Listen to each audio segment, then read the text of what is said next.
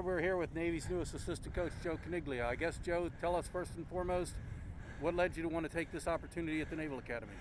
Well, I have a previous relationship with Coach Newberry, and that's kind of where it all started. Had the opportunity to kind of talk to him and come here, and I thought this was an opportunity of a lifetime to be able to come to the Naval Academy, serve these young men, and do everything I can to add value to our football program. Kind of talk about your relationship with Coach Newberry. I know you guys were together for a few years. Was it Western Michigan or? It was at Northern Michigan. Right. It's actually my first job after being a graduate assistant. Had the opportunity to join him up there, and he's a phenomenal football coach, but even a better person. So having the opportunity to get back with him was something that I couldn't pass up. So obviously you must have made quite of an impression on him if after X amount of years later, because he's been on a few stops since Northern Michigan, he thought of you for this opportunity. I like to hope so. Everything that I do when I coach, I try to serve the young men that I have the opportunity to be around and work as hard as I possibly can do to add value to football programs that I've been around. And we've actually kept in touch over the last 8 years as well. And he's not just a coaching friend. He's one of my really good friends in my personal life as well. So you've done a variety of roles during your coaching career. I think you've coached linebackers, you've coached special teams. Kind of summarize, tell us a little bit about your background and all of what you've done.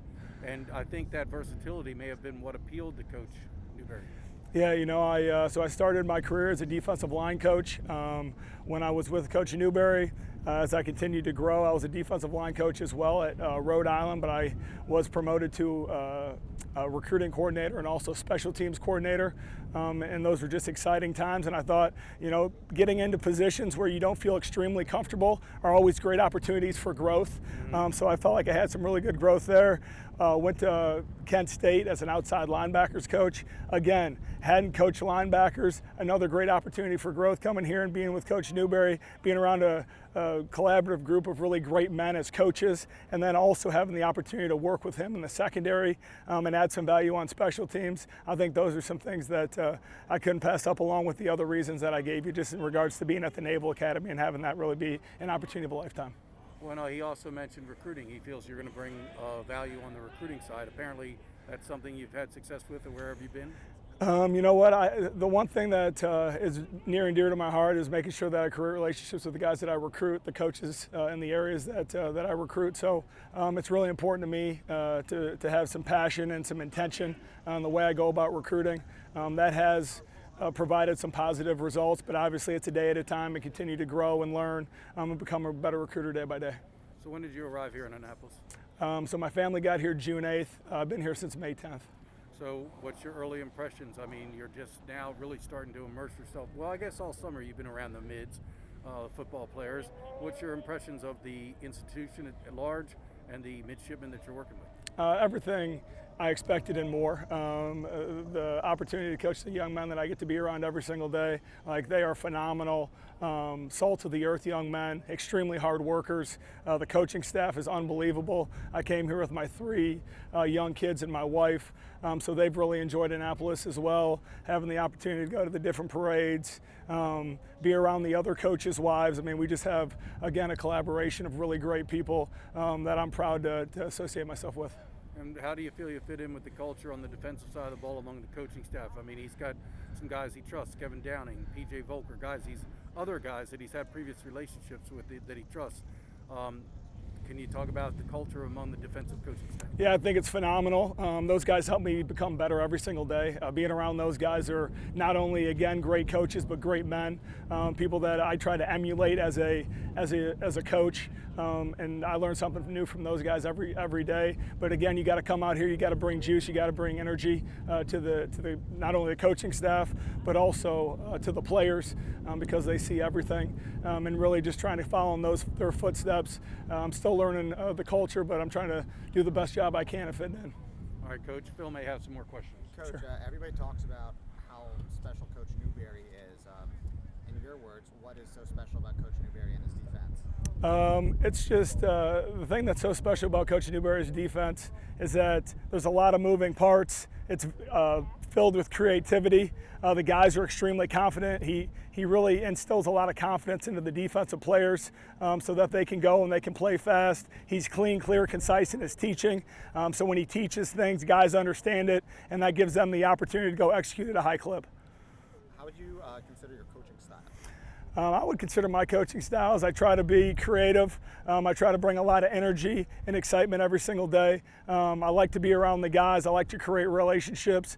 So just a relationship guy who wants to come out here, continue to get better, continue to grow from the other coaches that I'm around, and to continue to kind of immerse myself into this Naval Academy football culture. We're here with Coach Jason MacDonald of coaches the fullbacks, and that's what we want to talk about, fullbacks. You lost a good one, two good ones. Nelson Smith graduated, Jamal Carruthers transferred. So you're kind of starting with guys, the top of the depth chart. Those guys had to carry the ball last year. Isaac Ruiz, James Harrison, then behind them you got some other guys. Why don't we start off with your general thoughts about the fullback room, and can you make up for the loss of Nelson Smith and Jamal Carruthers? Absolutely love the fullback room right now. When I first got here in February of 2019, James, Isaac, they were in there. That was their first time in that room because they had just come off, being scout team guys as a freshman. Jamel was in there as well, obviously. Nelson, heck of a year last year. Couldn't be more proud of Nelson the way he bounced back after 2019 when Jamel kind of broke out there and took a lot of Nelson's playing time. Nelson could have went and pouted about it. He came back and he responded greatly in 2020. Obviously, we'd love to have Jamel here right now, but such is life. And like I always tell the guys, we're going to have a next play mentality, so next guy's up. Isaac and James, although they didn't carry the ball last year, Isaac saw a little bit of time in 2019, but certainly they've been with me up on the varsity field since they were sophomores. So they've gotten a lot of reps. They've been in all my meetings that I've ever had since I've been here. So they've heard me coach. They've heard me teach. They've learned from me. I've learned a lot from them. I'm really excited about the room we have right now. I don't think that you can describe a better person to represent the Navy football program than Isaac Ruiz and James Harris. Both those guys, they keep their mouths shut. They come to work every day. Yes, sir, no, sir. They represent this program in the right way on and off the football field, and I couldn't be happier to be with those guys this year. So I know it's only a week into camp, and today was the first day in pads, I believe. But how do Isaac and James look so far? Does it appear that they're up for the challenge of carrying the load? No question. Those guys are ready to go. We all have a lot of room to grow, myself included. We got a long way to go here. We're just trying to build up every day, trying to get a little bit better each day so that when we play Marshall, come a couple weeks here, we'll be ready to go at our top of our game. And then, obviously the end goal there is to be ready to go in December, second Saturday in December. We want to be at our best right there. So we'll talk about Isaac. What's he bring to the table? I mean, I think he and James are slightly different fullbacks. They're certainly different than Nelson Smith and Jamal Carruthers. What does Isaac Ruiz bring to the table? Isaac, from a skill set standpoint, I think Isaac has excellent vision. He understands where his blocks are coming from. I think he understands greatly what the defense is trying to do. He sees it well. He hits it. He's not a dancer. He's going to have a low pad level and get up in there. And that comes from a lot of time here with the varsity team. And again, certainly doesn't have as many game reps as I think you'd like him to have, but that doesn't bother me one bit. He got a heck of a lot of reps in the spring, and as you know, Bill, we went pretty hard last spring, pretty much a game time scenario, all 15 practices almost. So he'll be ready to go. What about James Harris? I actually had someone while I was standing watching practice say Harris is having a really good camp. He looks really good.